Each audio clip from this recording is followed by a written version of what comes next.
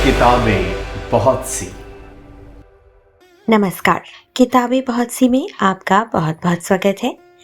जब हवेलियां सिर्फ ईंट पत्थर नहीं बल्कि राज, डर और चुप्पी की गवाह बन जाती हैं।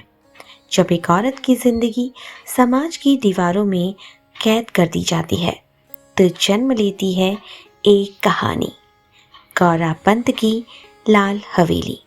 आइए आज इस वीडियो में हम जानते हैं लाल हवेली की परतों में वो कौन सी बातें छुपी हुई थीं जो ताहिरा की मन की गहराइयों में दबके ही रह गईं, कभी उजागर न हो सकी। तो आइए कहानी शुरू करते हैं। ताहिरा ने पास के बर्थ पर सोए अपने पति को देखा और एक लंबी सांस खींचकर करवट बदल ली। कंबल से ढकी रहमान अली की ऊंची तोंद गाड़ी के जकोलों से रह रहकर कांप रही थी। अभी 3 घंटे और थे। ताहिरा ने अपनी नाजुक कलाई में बंधी हीरे की जगमगाती घड़ी को कोसा। कमबख्त कितनी देर में घंटी बजा रही थी। रात भर एक आंख भी नहीं लगी थी उसकी। पास के बर्थ में उसका पति और नीचे के बर्थ में उसकी बेटी सलमा दोनों नींद में बेखबर बेहोश पड़े थे। ताहिरा घबरा कर बैठ गई। क्यों आ गई थी वह पति के कहने में? 100 बहाने बना सकती थी। जो घाव समय और विस्मृति ने पूरा कर दिया था उसी पर उसने स्वयं ही नश्तर रख दिया। अब भुगतने के सिवा और चारा ही क्या था? स्टेशन आ ही गया था। ताहिरा ने काला रेशमी बुर्का खींच लिया। दामी सूटकेस, नए बिस्तरबंद, एयर बैग, चांदी की सुराही उतरवाकर रहमान अली ने हाथ पकड़कर ताहिरा को ऐसे संभलकर अंदाज से उतारा जैसे वह कांच की गुड़िया हो, तनिक सा धक्का लगने पर टूटकर बिखर जाएगी। सलमा पहले ही कूदकर उतर चुकी थी।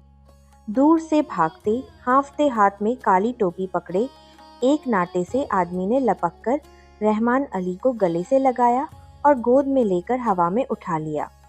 उन दोनों की आंखों से आंसू बह रहे थे।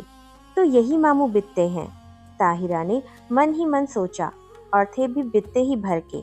बिटिया को देखकर मामू ने झट गले से लगा लिया। बिल्कुल इस्मत है रहमान, वह सलमा का माथा चूम चूम कर कहे जा रहे थे। वही चेहरा मोहरा, वही नैन नक्श।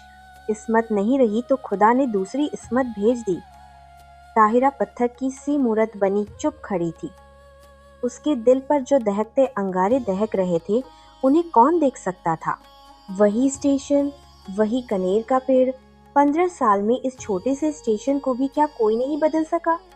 चलो बेटी, मामू बोले। बाहर कार खड़ी है। जिला तो छोटा है पर अल्ताफ की पहली पोस्टिंग यही हुई। इंशाअल्लाह अब कोई बड़ा शहर मिलेगा। मामू के इकलौते बेटे अल्ताफ की शादी में रहमान अली पाकिस्तान से आया था।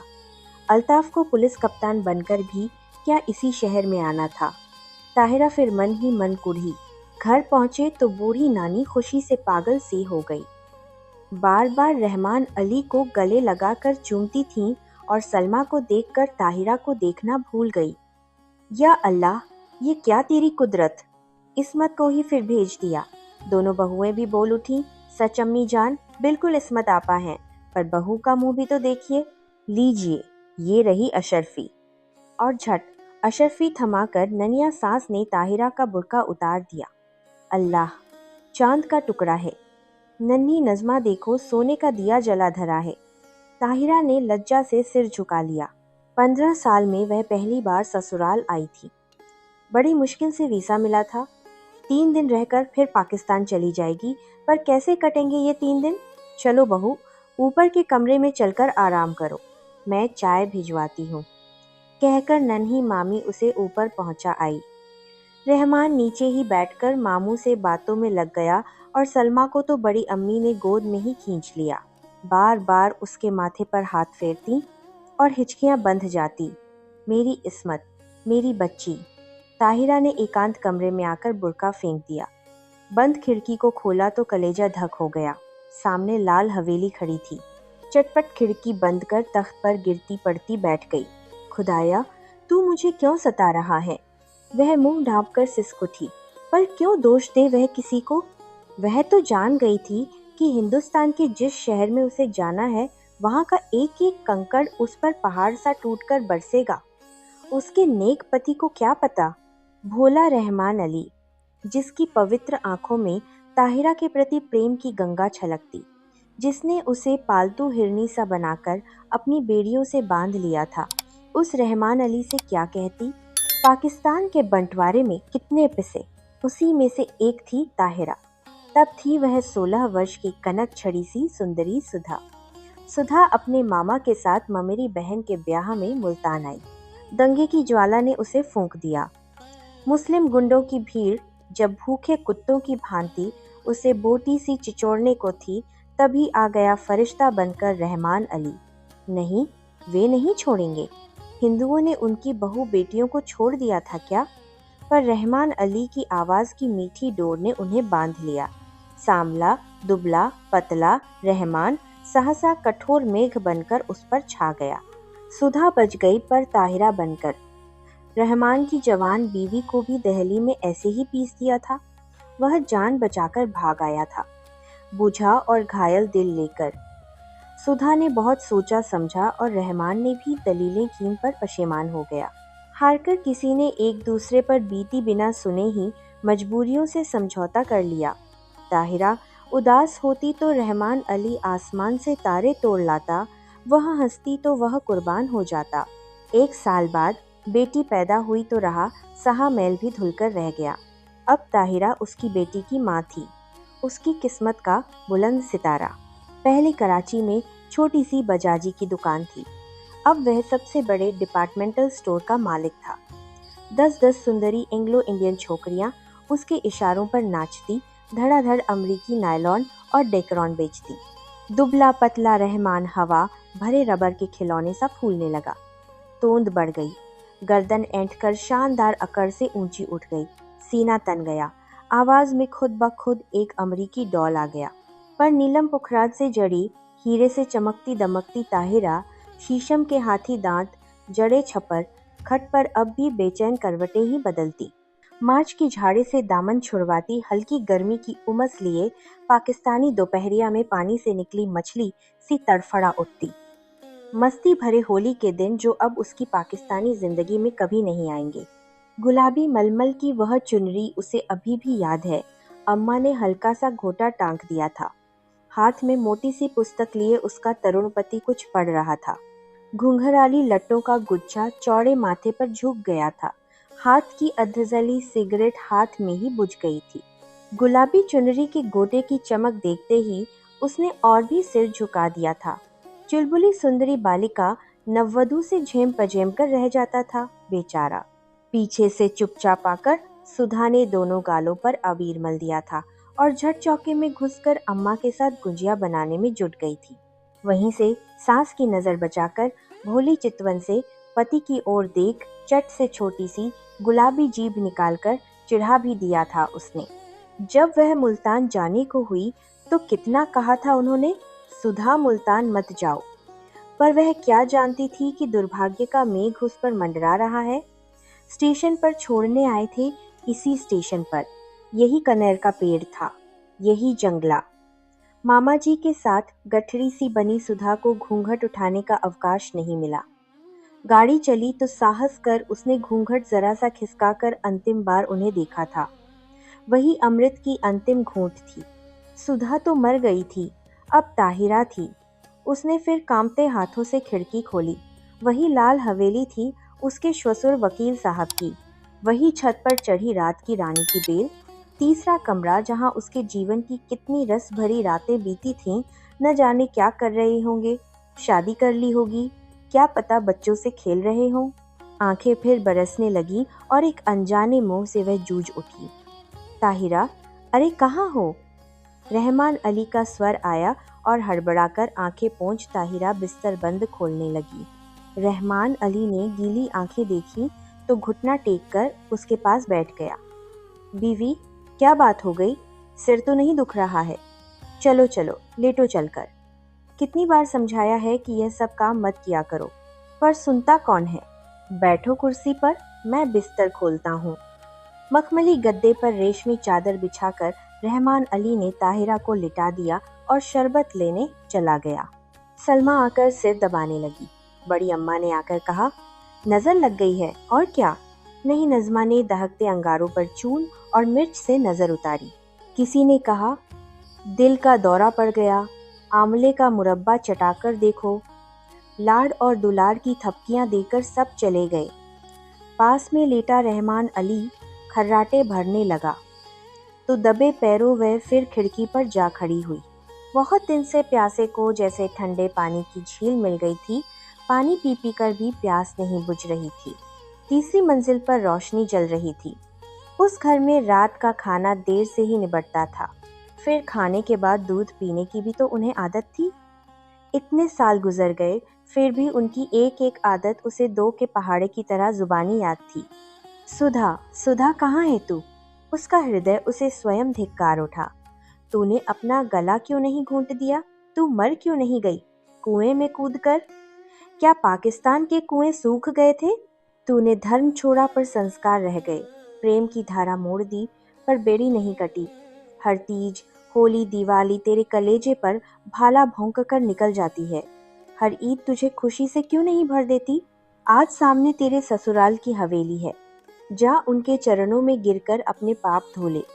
ताहिरा ने सिसकियां रोकने को दुपट्टा मुंह में दबा लिया।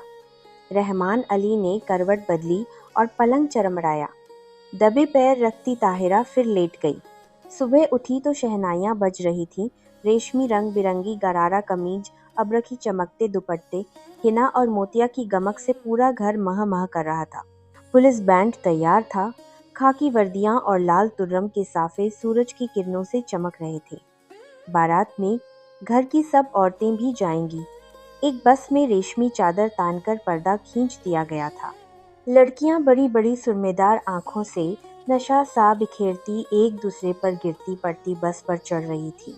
बड़ी बूढ़ियां पानदान समेटकर बड़े इत्मीनान से बैठने जा रही थी और पीछे पीछे ताहिरा काला बुर्का ओढ़कर ऐसी गुमसुम चली जा रही थी जैसे सुध बुध खो बैठी हो।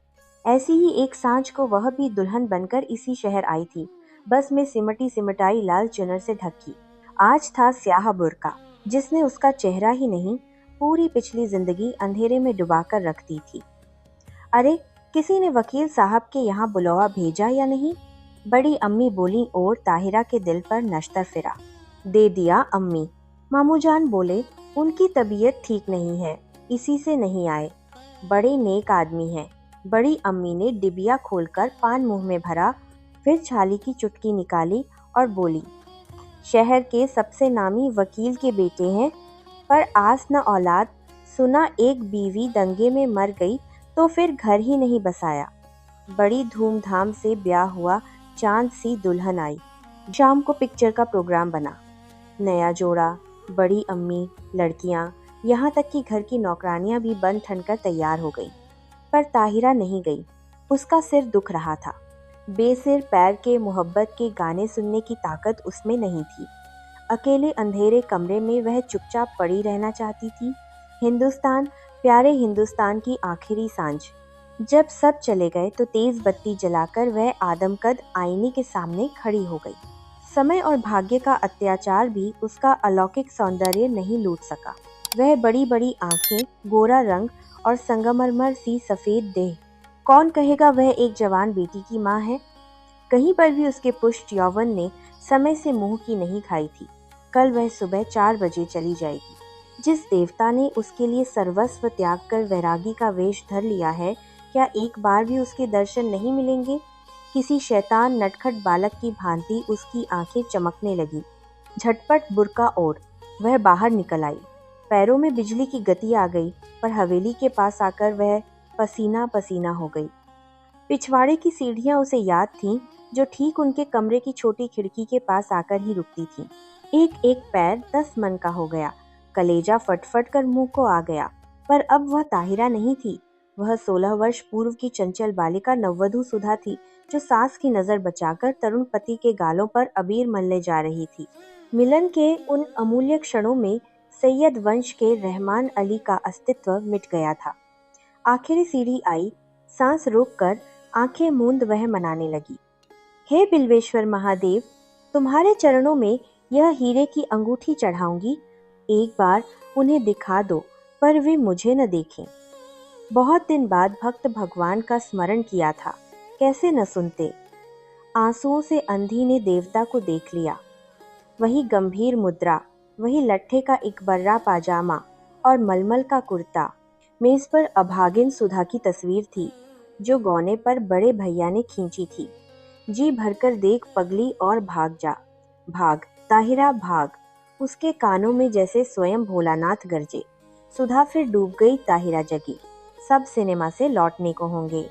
अंतिम बार आंखों ही आंखों में देवता की चरण धूलि लेकर वह लौटी और बिल्वेश्वर महादेव के निर्जन देवालय की ओर भागी।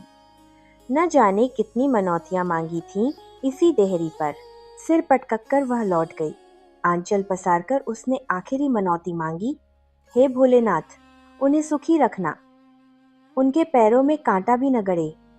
हीरे की अंगूठी उतारकर चढ़ा दी और भागती हाँफती घर पहुंची। रहमान अली ने आते ही उसका पीला चेहरा देखा तो नब्ज पकड़ ली। देखूं, बुखार तो नहीं है? अरे अंगूठी कहाँ गई? वह अंगूठी रहमान ने उसे इसी साल शादी के दिन यादगार में पहनाई थी। न जाने कहाँ गिर गई। थके स्वर में ताहिरा ने कहा। कोई बात नहीं।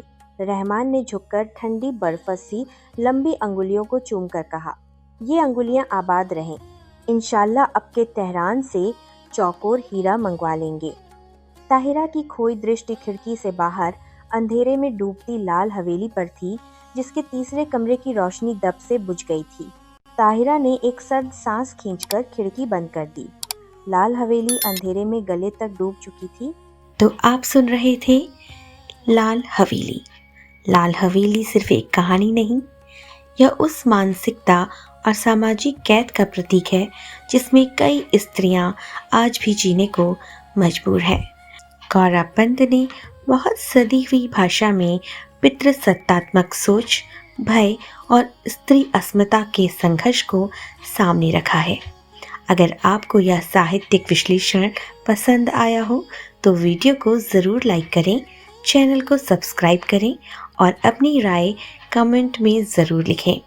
फिर मिलेंगे एक और कहानी के साथ, एक और सच के साथ।